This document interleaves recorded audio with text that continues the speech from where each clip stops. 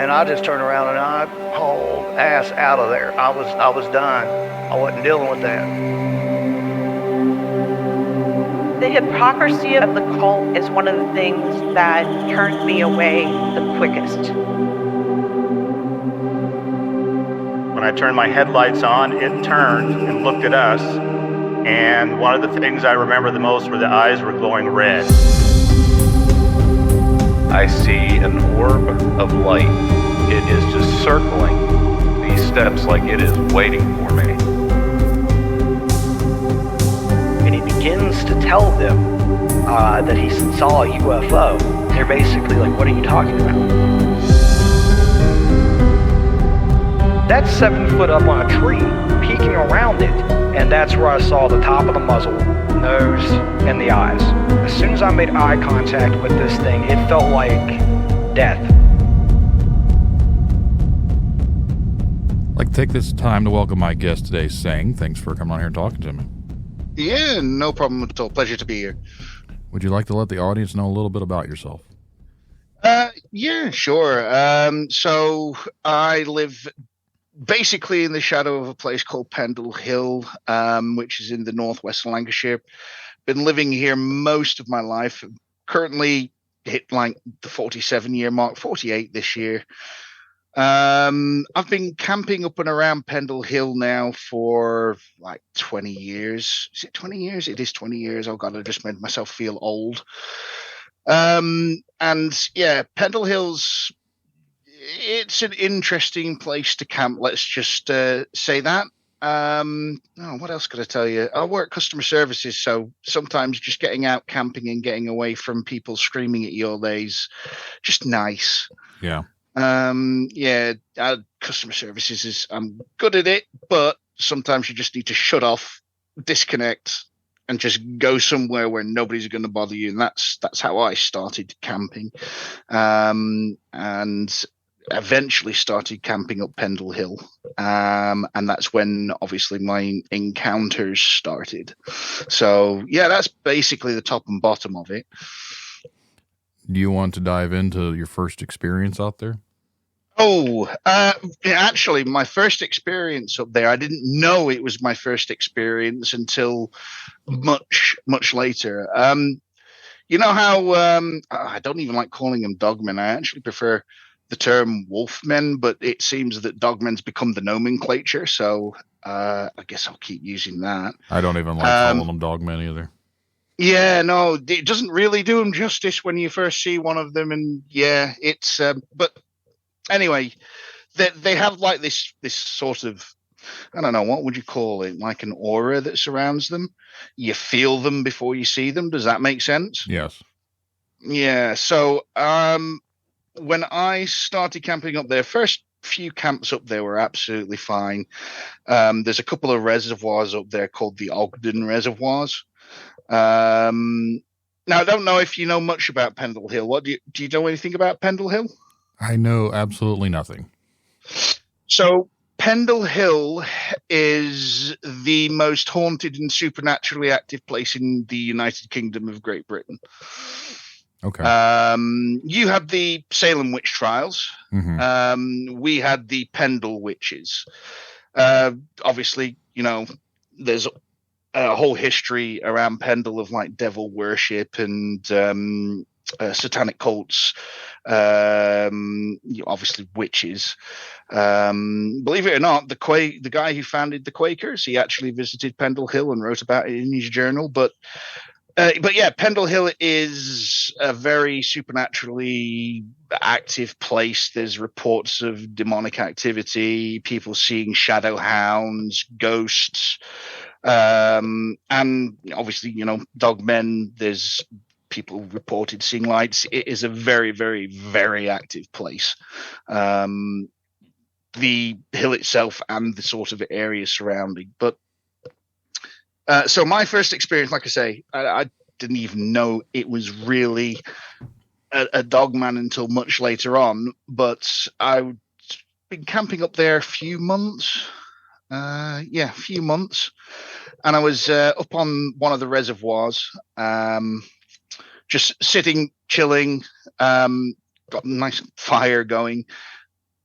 and it's that the aura that they sort of exude is just, it's so unreal. And I just started to feel really, really, really uneasy, uncomfortable, like I was being watched.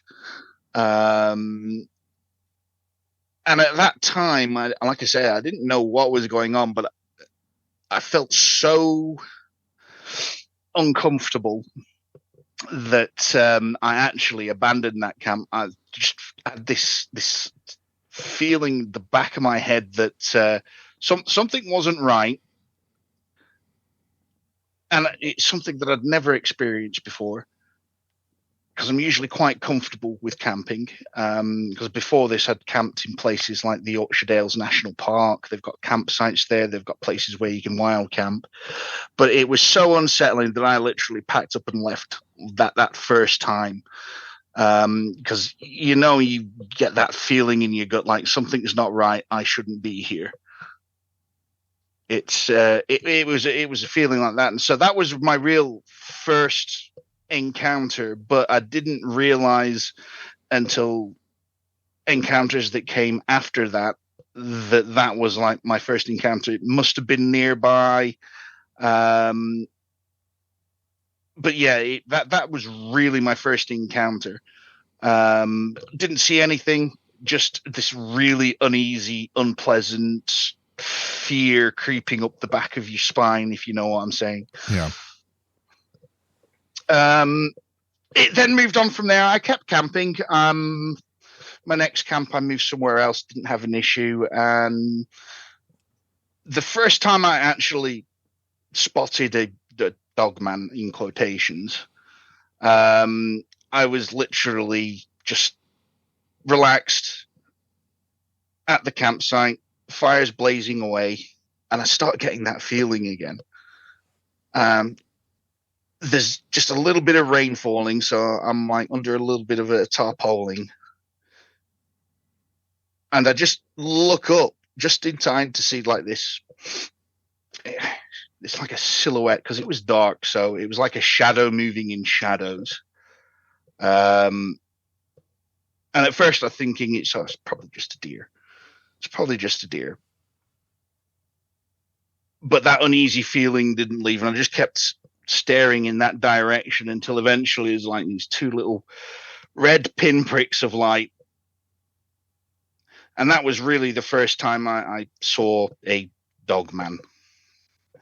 They're big. I mean, they're huge. People describe them in stories and online.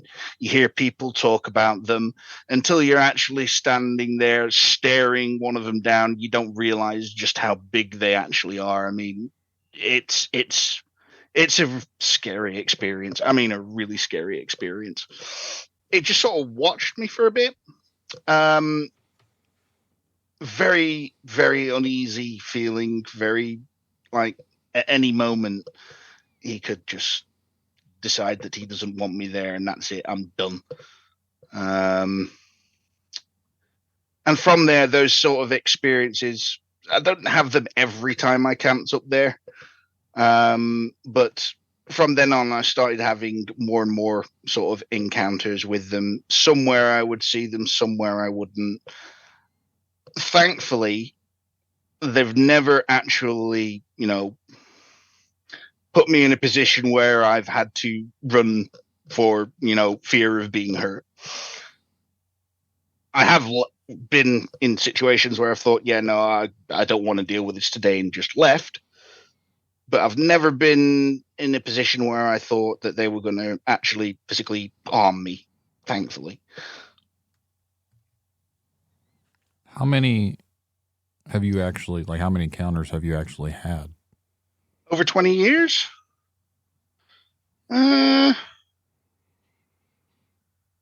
Maybe 2 dozen or so. Now, when you have these encounters, do they typically acknowledge you at all, or do they just kind of go about their own business, or are they watching you? The vast majority of the time, they're just going about their own business. I have had a couple of encounters where they've acknowledged me, and those are the ones that are the most frightening, because you're on their territory. That's their turf as far as they're concerned, their territory, and you're on it. Most of the time, you're pretty much, I don't know, they probably see us as beneath them. We're not their prey or their typical prey, whatever it is they hunt. But they don't like you on their territory if they do take notice of you. And they can be quite vindictive, and they enjoy that that power that they hold over you because they're so large and they are apex predators, basically. How big of an area is this? Pendle Hill. So the Pendle Hill area, I've actually never looked this up. This is interesting. If you have a look, it's a few hundred square miles. Okay. So it's not a small area. Where are we? So Bowland, which is part of Pendle, that on its own is about 803 square kilometers of the countryside. Just looking at it. So, Pendle Hill itself is quite a large area, and the areas that surround it is quite a large area as well. So it isn't a small area of land we're talking about. How common is it, again, for me being over here in America, like I'm in these cryptid groups, and over here, for the most part, y'all talk about like Bigfoot and stuff like that. But over in England, you don't really, at least for us, you don't hear a whole lot about things over there. Yeah, no, Bigfoots and Wendigos, skinwalkers, things like that. You don't really hear about them much in England. And I'm not sure. I think skinwalkers is partly down to its roots in Native American culture. Yes. So we don't really get skinwalkers over here because it's not part of the culture that we have over here. Bigfoots and what did they call them? Skunk apes, whatever you want to call them. Sasquatch. Yeah. It's, again, I don't think we have, because from what I understand, they actually need quite large areas, huge areas of land. So, yeah, I don't know why we don't hear about those sort of things over here. Just that's one of the things that makes me think that cryptids, are something that we should be looking more into. It's clear that they have their own, geographical locations. So that's probably why we're not seeing things like Sasquatches and Bigfoots over here. We've got our own whole host of cryptids that we deal with over here. And the same as America's got its own, and I imagine that other countries have their own as well that they have that they deal with. Yeah, I was basically kind of curious, like how well known is these upright walking canids, wolfmen, dogman, like whatever they could possibly be. Like, is there anything out that you're aware of that other people have seen the same things? Because here we have locations here that are considered quote unquote hot spots. Yeah. So I didn't know if this area is something that has been talked about by other people. Oh, Pendle Hill's a big hot spot. On YouTube, there's quite a few people who, the ghost hunters and the people who go out looking for supernatural activity, things like that. They've started paying attention to Pendle Hill a lot more now. I think the fame for Pendle Hill really started with, we had a television show over here called Most Haunted, mostly fake. I'll say that right now. The Most Haunted series was mostly fake. But they did a episode up Pendle Hill, which became very popular. And that sort of, I think, started attracting people's attention from further afield to what actually goes on at Pendle Hill. But Pendle Hill is the big hotspot in the UK. Okay. So I think most of those shows that make it on TV are, for the most part, just entertainment purposes. So I think a lot of it's exaggerated and acted out. I don't think they might get some interesting stuff here and there, but for the most part, I think it's over dramatized. Oh yeah, no, absolutely, and nobody really took Most Haunted seriously. It was entertaining, but yeah, definitely not something that a lot of people took seriously. There was a load of controversy surrounding their so-called psychic at one point. So yeah, no, it's but Pendle Hill's becoming a more interesting and more popular sort of target for those that are seeking out supernatural activity. I mean, a lot of them at the moment, they're looking into the more demonic side, because there was and is a history of like demonic worship, Satanism, the occult that went on around Pendle Hill. There's a lot of that in history, not just there, but like here, like there's always sorts of weird, even occult satanic worship and stuff. So those are things that I've actually been trying to look into a little bit more, just because it makes me curious about some aspects. It makes me wonder if, because of the things that have been done there, this is why some of these creatures are seen around there, because they've somehow been summoned to be there, if that makes sort of any sense. But yeah, either that or the actual activities have attracted them rather than summoned them. Right. Yeah, so that's one thing that that definitely, you know, holds some weight. But yeah, I mean, the activities from Pendle Hill, they go all the way back to like the 1600s. That's when the Pendle witch trials really took place, and somebody called Alice Nutter was hung as part of the Pendle witch hunt. It was all, looking back on it now, like a dispute between two families, the Pendle witch trials. But yeah, the stuff that went on there around that time, not just with Alice Nutter and the Pendle witches, but also with other, you know, cults and covens, definitely, I would say, contributed to the supernatural sort of aspects of Pendle Hill. Mm-hmm. Now back to your experiences or whatever.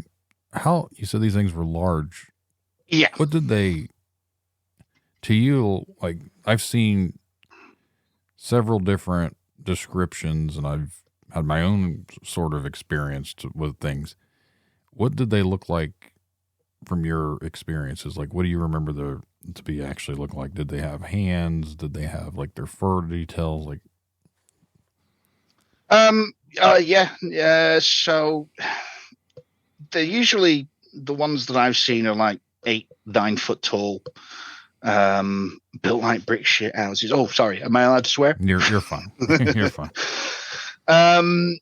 They've got hands. The fur is usually quite mangy and patchy. I don't know whether that's because they're sickly or it's part of the nature, or whether they're getting in fights and they're getting chunks of it torn out. I'm not sure. But yeah, they're covered in really, really thick fur. They have a very interesting smell. I use interesting in quotations. It stinks of like wet dog and rotten meat. I was going to ask about the rotting meat, because I've heard so many depictions of people saying they smell like rotting flesh, which makes me wonder, why would they smell like something dying? I have no idea why they smell that way. Maybe it could be their breath, to be perfectly honest. I don't know. But that smell's definitely there. It's only when they actually get pretty close to you, though, that you get hints and whiffs of it. If they're just sort of like traveling past and you don't notice them, you're not going to notice the smell either. But yeah, when they've taken note of you and they're unhappy with you being there and they're letting you know that and they're getting close, you definitely get hit by that stench, and it is pretty ripe. Yeah, it's pretty stank. Has there been any reports of these things attacking or trying to attack anyone out there? I don't know of anyone actually being attacked. There are reports of people being chased out. I think one of the favorite tactics of Dogman is it called a bluff charge? Mm-hmm. Where they'll charge at you to scare the absolute bejesus out of you so that you go running, and then they'll just turn around and go back and do whatever they do. I've heard of stories of that happening. They've got different ways of getting you out of their territory if they don't want you there. I mean, a lot of people, I think dogmen, and they think they're just animals. They're not. They're really smart. They know what they're doing. They know if they kill a human, that's going to end badly for them, because if a human turns up dead that looks like it's been ripped apart by some sort of animal, what's the usual response from the humans nearby? Right. They go and hunt whatever did it.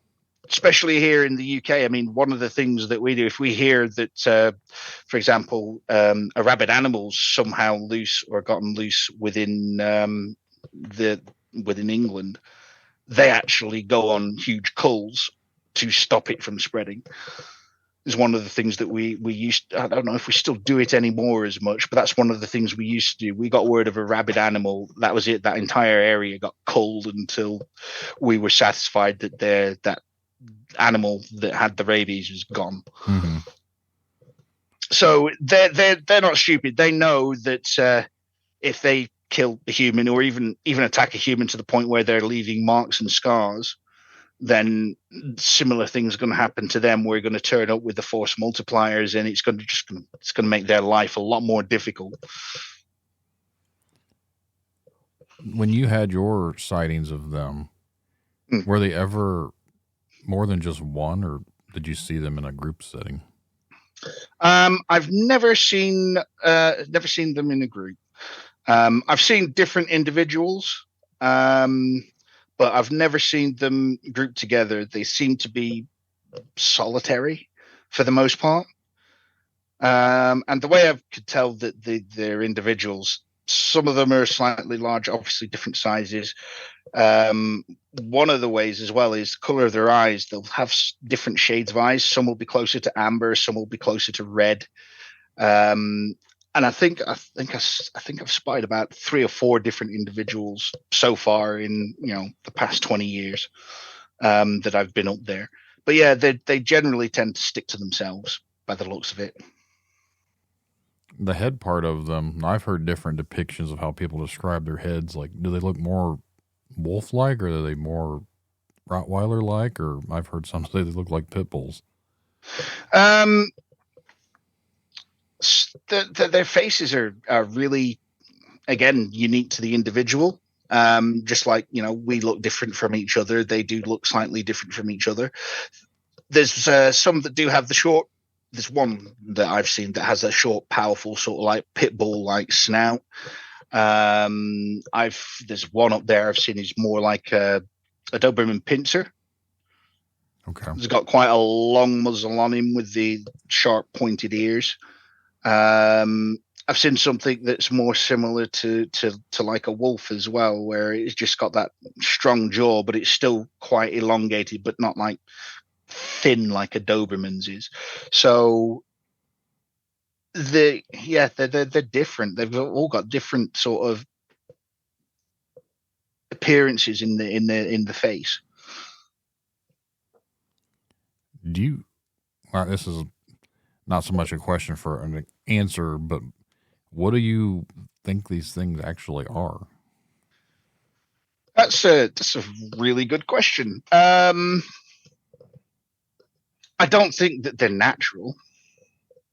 I don't know of many creatures that walk around on on land that have eyes that literally produce their own illumination. Right. I know deep down in the oceans you get bioluminescence, but having something that has actual glowing eyes is not what I would call natural. Do I think that they're supernatural? It's definitely a possibility. It is definitely a possibility. Because that aura is not just that sort of fear that they carry around with them. I figured that fear is a mix of anticipatory fear. I don't know if you've heard of that, but it's basically you're out there, you're on your own, and your survival instincts are in overdrive, and you just start getting the fear of what may happen in the back of your mind. Sometimes you don't even realize you're thinking it. It could be just the strength of their presence, that supernatural side of themselves that just sort of we don't realize we're attuned to, but we do pick up on. So are they supernatural? I definitely think that they could be. Absolutely. There's a lot of things about them that I've heard from other people and hearing it on other podcasts and reading up on it.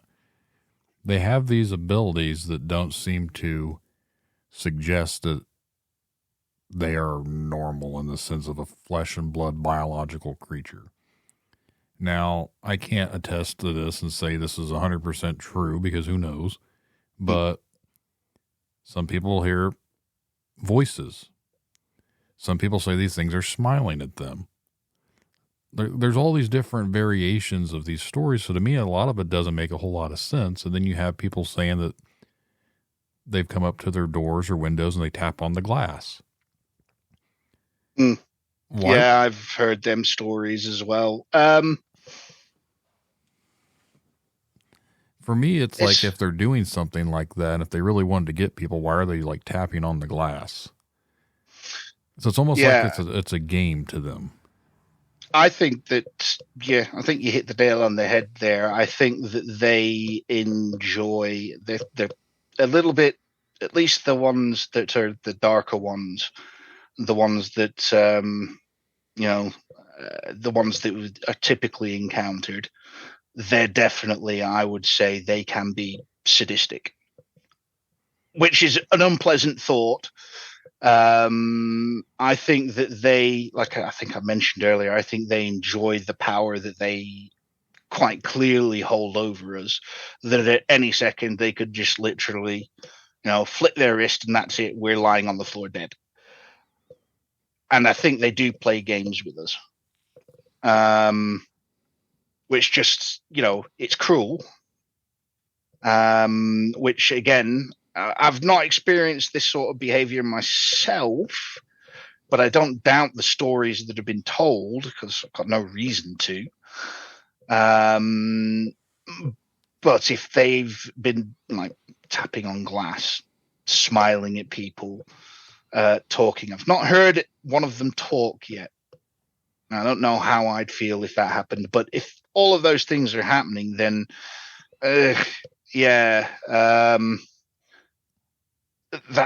an unpleasant thought. I'm actually curious because you've had these experiences, but you continue to go back out there. I've been camping out there for like 20 years now, and I go maybe once or twice a month. And I've only had like maybe 24 and a half encounters. I've lost, I don't count them really, right. But so the encounters that I have are actually few and far between compared to the amount of times that I've been camping up there. So in reality, these are like rare occurrences for me. Mm-hmm. So most of the time I go camping up there, absolutely fine, no issues whatsoever. I just have a nice camp, disconnect, and, go back on the Sunday and get ready for work on the Monday. So, yeah, it's encountering them's not a normal thing. So I I just keep camping up there. Do you go to the same spot, or do you move around while you're up there? I move around. There's a few places up there. We've got the Ogden reservoirs. There's a couple of woods up there as well that are quite nice to camp in. There's actually a few reservoirs up there. But I move around a little bit. Mainly on the the eastern side of the hill. I haven't been around to the other side, heading towards the coast. But it's I move around quite a few places up there. There's a few campsites as well. Mostly I do what's called stealth camping, because you're not really supposed to do what called wild camping anywhere in England because it's technically illegal. So you're supposed to use the campsites. I don't really like using the campsites all that much. So I'll just find somewhere quiet out the way where I'm not going to encounter too many people, if anyone, and just camp up there for the night and just chill out. Right. No, that makes sense. I've never been one that camped a whole lot. Like I've done it a few times here or there, and I went with my family or went with my whatever, but it was few and far between. And the last time we went camping has been probably 5 years ago. So it's kind of, I like the idea of it, but I'm also hesitant, I guess, because I kind of know what I think I know is around these areas. So it makes it's Appalachia up your end, isn't it? In America, where you get most of the encounters with like dogmen and Wendigos. Is it the Appalachian Trail or the Appalachians? Yeah, down in the Appalachians, you get a lot of Bigfoot, and you hear like in the LBL, there's stories of dogmen and stuff too. And then up north from me is Michigan, and that's where the whole Michigan dogman term actually originated from. I know. I've read the Michigan dogman. Yeah, no, I definitely get the red. It's not for everyone, isn't camping, because you are out on your own, and it can be, it's not for everyone. I'm 47 years old. I still love going camping. Absolutely love going camping, and I won't stop. But yeah, no, it's one of those things where you've spent a week, like I say, being screamed at by customers for problems that aren't your fault, trying to fix them for them, and sometimes you just need to get out of the house, grab a tent, grab like an MRE, just disappear out into the woods and just completely just stay away from everyone for like 24 hours. It's like, I'm gone. Right. If you don't hear from me in 24 hours, send somebody to find me. I've often wondered, like when people do go camping, here we hear, and this is completely tinfoil hat conspiracy talk, but here we have a lot of people. I say a lot. It's not as many but for me, it seems like a lot. But people go missing a lot when they go camping and hiking.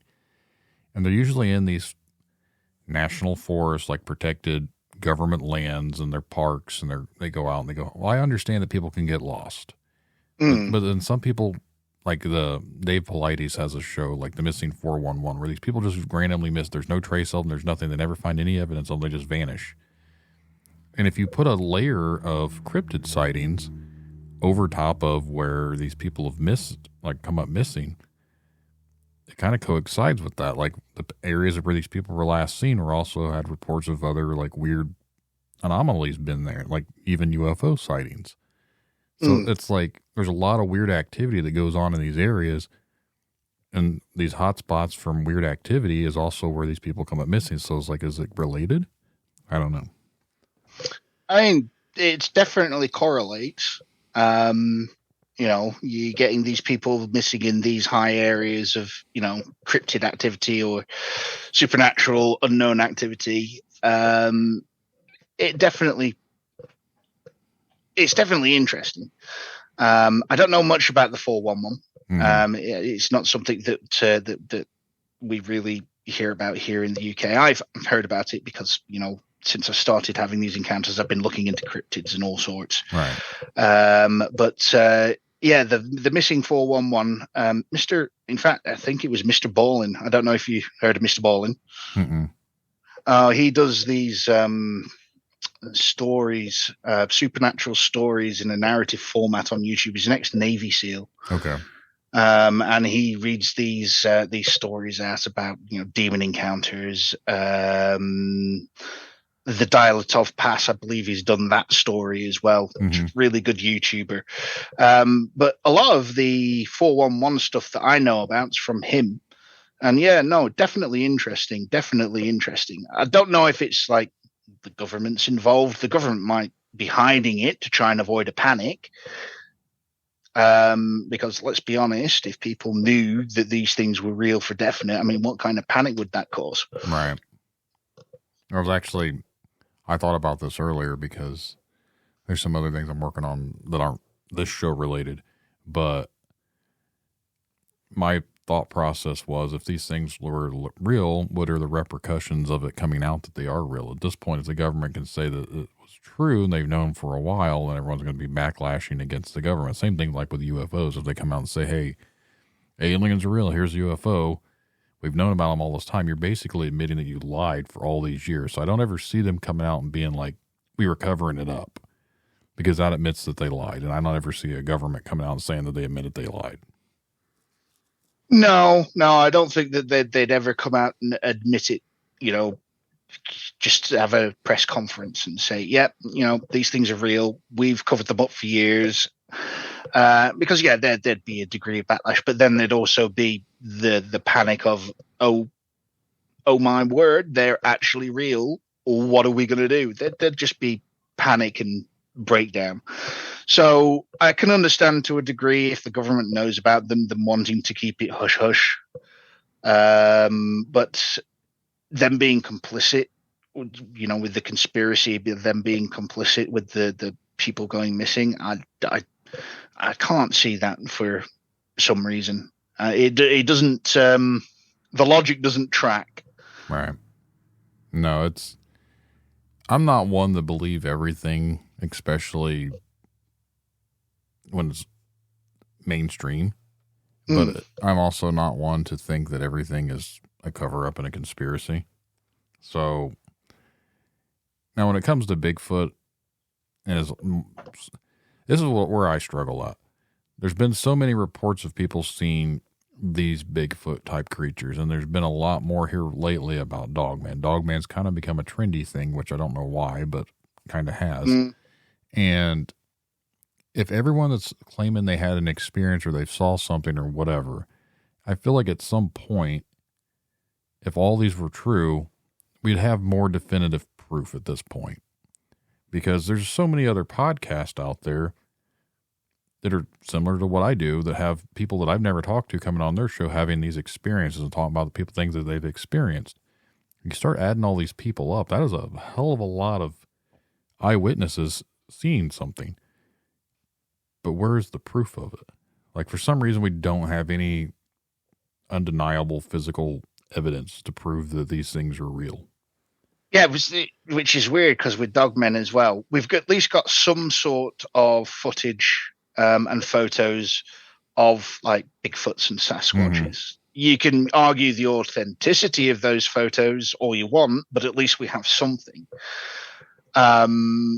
With Dogmen, and this is why I believe that they could be of some supernatural nature, is the fact that there's no photos, there's no footage of them, there's hardly any evidence of them outside of word of mouth.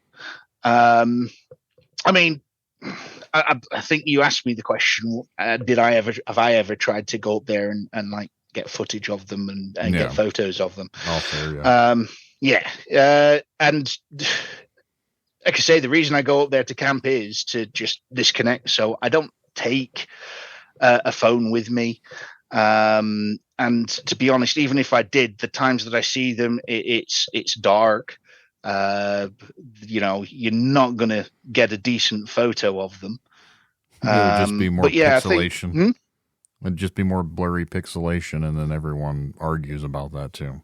Exactly. It'd be a shadow inside of a shadow, and what does that prove? So, I mean, I've never even thought about getting photos of them, to be honest, because I just don't think it'd be I mean, who's it going to convince ultimately? People who already believe in the Dogmen are going to believe the photos, and the people that don't believe it, that they're not going to believe it no matter what. So it's never occurred to me to get photos, but the fact that we don't have any sort of like hard physical evidence, I think, leans into the fact that Dogmen, Wolfmen, are quite possibly something, unnatural. I've often wondered where they would have originated from, but even from like Native American tribes here, and even obviously over in Europe, I know France had like werewolf trials back in, I think, the 1700s. There's been a lot of weird reports, and all through Europe, there's been reports of like werewolves, and then you've had the ancient Egyptians had Anubis, who was like a jackal-headed god to them, like a man with a dog head or jackal head or whatever you want to call it. And then there's been other depictions too. So like, this is not a new phenomenon, but I think the term Dogman is more newer because, again, the whole Michigan Dogman thing, I think, is where it kind of originated that. So I don't want to say that Dogman is a werewolf, but at the same time, I've kind of correlated the fact that I think what people refer to as werewolves may have been the same thing. Now, there are depictions of where men change into these things, and Dogmen are always these things. If anyone, did anyone the ever ones where they change, they're like skinwalkers, or shapeshifters, yeah. I think that's where our common werewolf comes from. I think Dogmen, I agree, is something else entirely.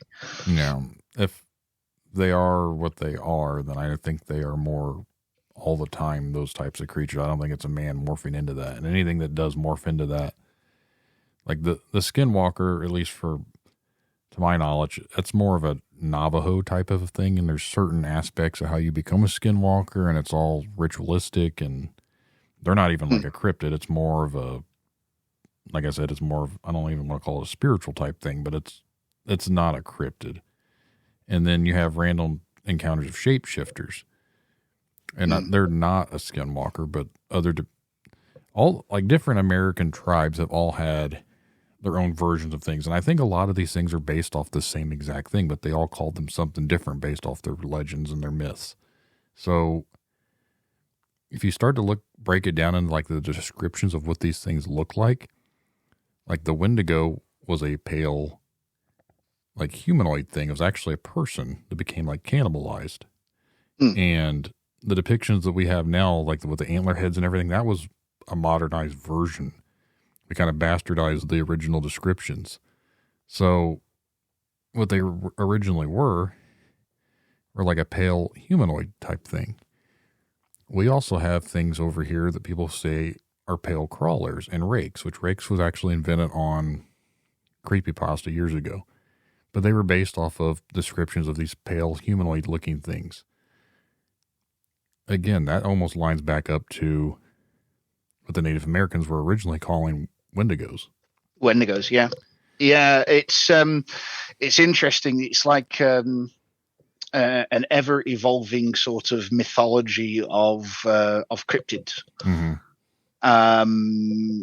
Because it's hard to get evidence of them. It's a lot of the encounters and descriptions of these things are sort of passed down word to mouth. It's sort of like an oral tradition. And obviously Chinese whispers over time, even with oral traditions, things just change ever so slightly. Yeah, there's always going to be variations. Yeah, exactly. And those little variations over time become larger variations. So yeah, it's really interesting how the whole mythology of certain cryptids, if you trace it back to where we think it might start and you follow it along, it's amazing to see just how it changes over time, just little bits at a time, until you get to a point where it's like completely different from what was originally, what was the original mythology. Right. You never know what it originally was. Like, you can go back and you can trace it, but, and this is what I've said before to other people, is every legend and every myth is rooted in truth to an extent. Like, something had to influence the story. Yes. So everything's based off of an actual experience. Now, maybe what the experience isn't what the story ended up becoming, but something happened to influence that whole story in the first place. Well, yeah, every sort of story of a cryptid, a supernatural creature, encounter with a deity, a ghost, a demon, it's all roots back to somewhere that started it. Absolutely. So it's got its basis in truth somewhere, but in a lot of cases, that original sort of incident, if you will, or encounter, is so far back in our history now that it's just been forgotten. Yeah, it's been overwhelmed by the all those little changes that have happened along the way. Definitely. But the original encounter, there's still pieces of that to it. Like, so I know a lot of the tribes around here have hairy man stories. Well, what is a hairy man? There's a wild man, there's a Sasquatch, there is a Bigfoot, they've all a skunk ape. They've all got different names, but it's basically all the same sort of thing. But what is a Bigfoot? Like, we don't know that. But if you go off the descriptions from all across the country, and you have the same description of these things in different countries on different continents, they all have their variations, but for the most part, they're describing the same thing. Absolutely. I mean, a lot of the times the descriptions that they're narrowed down to the vocabulary of an individual, so they might not be able to describe it as accurately as somebody else might be able to, which leads to those sort of variations between cultures. And then obviously you've got the language differences as well, and mistranslations can play a part, which can lead to, like, say, for example, Bigfoot being split up into being like 3 or 4 different cryptids. Yeah. No, there's definitely variations and different depictions and different aspects to them, but I still think a lot of them are all still based off the same sort of thing. And just like people, we all look a little different. And depending on their surroundings, they're going to evolve a little differently. But that is if Bigfoot is a creature that evolves from flesh and blood evolutionary lines. And that's where I struggle with Dogman type things, because there's nothing in evolution that would line up to be a 9-foot tall walking dog-headed humanoid. So that's where it doesn't make any sort of sense for me. Yeah, no, I don't see it being evolutionary again, which is why I'm leaning towards it being supernatural in nature. I mean, that story I posted on Reddit of the one with the blue eyes kind of lends credence to the fact that maybe we're looking at something that's not natural. Very ethereal, something from the different planes of existence. But then you hear people call them demons. So I don't know. They're not demons. Demons don't prowl around woods, looking like they're hunting for something, or claiming out or carving out patches of territory. Thankfully, I've never had an encounter with a demon. I'm very happy about that, and don't want to have an encounter with a demon. Thank you very much. They are not welcome here. I wouldn't say that they're demonic. I'd say that they're more an aspect of nature, perhaps. I don't know.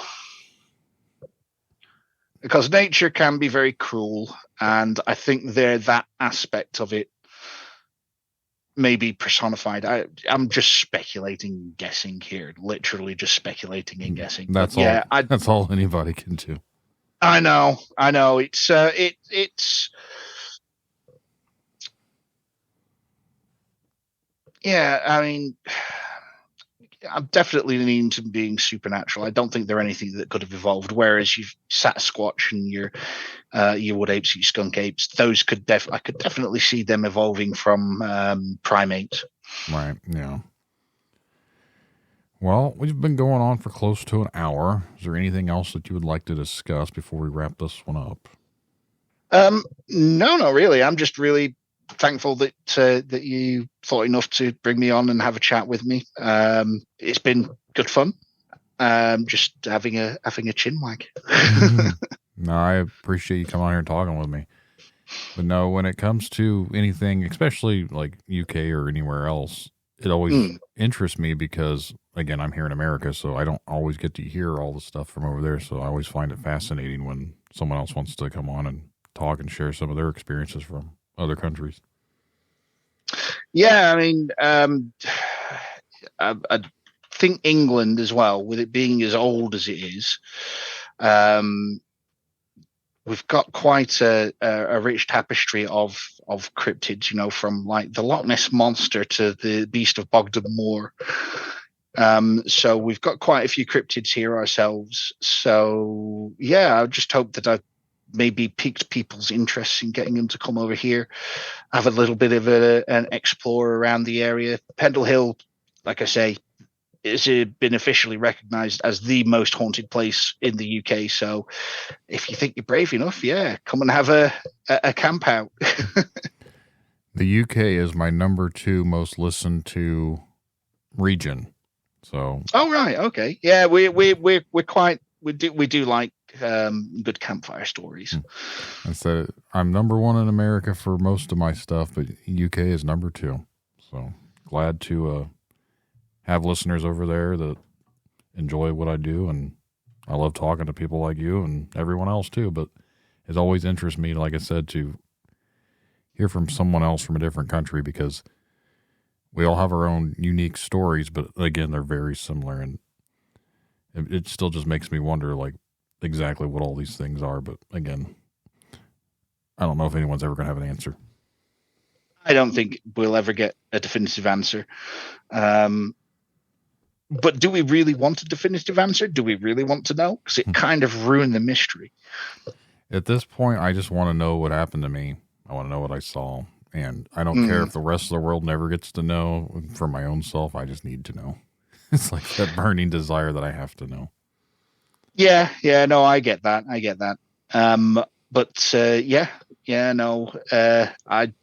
I don't think we ever will, unfortunately, though. I think by their very nature that it's going to be difficult, if not impossible, to find out exactly what they are. No, I agree to that. If you'd like to be a guest on Tinfoil Tales, remember to send an email to tinfoiltalespodcast@gmail.com or go to tinfoiltales.com and go to the contact section. Make sure to follow me around on all the social medias. And just remember, truth comes at a cost. Are you willing to pay the price? I heard a story late last night about something lurking along the wood line. Huge footprints, strange lights in the sky. They claim it's nothing, but I know they lie. It's easier to laugh in my face, but something about this makes me say, what if it's real? What if they knew? What if the answers are coming from you? Spinning stories, wasting my time, hearing voices, is it all in their minds? They can call me crazy, but I just want some proof. What if it's true? What if it's real? What if it's true? What if the world's not what we knew? Tinfoil Tales, pulling me in, a story that starts where the logic ends. What if it's real? What if it's true? The answers are waiting, they're waiting for you. They see a dogman walking, or maybe a mothman flies above the buried giants, hidden beneath the lies. They say it's just stories, it's all make-believe. Fairy tales for the things we can't perceive. They want to keep us blinded, they want to break our will. But I'm not buying it, I'm not swallowing another pill. Force-fed poison, the lies we're made to believe. What if the truth could set us free? Alien signals traveling through time, secret space programs erasing their minds. They call them crazy, but I just need some proof. What if it's true? What if it's real? What if it's true? What if the world's not what we knew? Tinfoil tales pulling me in, a story that starts where the logic ends. What if it's real? What if it's true? The answers are waiting, they're waiting for you. They laugh, they lie, we all could die, but the signs are there if you open your eyes. Aliens, cryptids, demons, ghosts, the Nephilim too. What if it's me? Or what if it's real? What if it's real? What if it's true? What if the world's not what we knew? Tinfoil tales pulling me in, a story that starts where the logic ends. What if it's real? What if it's true? The answers are waiting, they're waiting for you. It's all in our heads, it's all in our minds. These voices can't be silenced, the truth must rise. Tinfoil tales, it's pulling me through.